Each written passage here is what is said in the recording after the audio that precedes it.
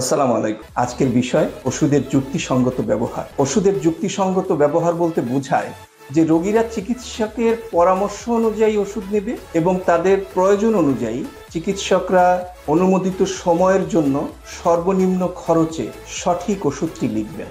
বিশ্ব স্বাস্থ্য সংস্থা বলছে যে সমস্ত ওষুধ, পৃথিবীতে যত ওষুধ ব্যবহৃত হয় তার 50%-এর বেশি ভুলভাবে প্রেসক্রিপশন করা হয়, এবং শুধু ভুলভাবে প্রেসক্রিপশন করা হয় না, ভুলভাবে বিতরণ করা হয়, মানে ডিসপেন্স করা হয় বা বিক্রি করা, এবং বাকি 50% রোগী চিকিৎসকের সঠিক পরামর্শ সত্ত্বেও ওষুধ সঠিকভাবে খান না। তাহলে এই সমস্যার কথা যদি আমরা একবার চিন্তা করি, বিগত বছরে বাংলাদেশে ওষুধের বাজার ছিল প্রায় 35,000 কোটি, মানে মানুষ গত বছরে 35,000 কোটি টাকা ব্যয় করেছে ওষুধ কেনার। তার মানে আমি যদি বিশ্ব স্বাস্থ্য সংস্থার সেই মতামতকে ধরি, তাহলে এই 35,000 কোটি টাকার অর্ধেক, তার মানে 17,500 কোটি টাকার ওষুধ ভুলভাবে প্রেসক্রিপশন করা হয়েছে, বিতরণ করা হয়েছে বা বিক্রি করা।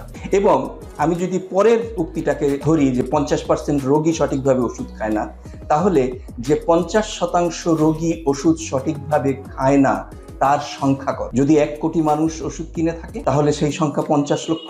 যদি আমাদের 2 কোটি মানুষ ওষুধ কিনে থাকে তাহলে তার সংখ্যা হচ্ছে, ভুলভাবে ওষুধ খেয়েছে 1 কোটি মানুষ, এবং আমরা সবাই জানি নিশ্চয়ই সেই সংখ্যাটা এর চেয়ে অনেক বেশি।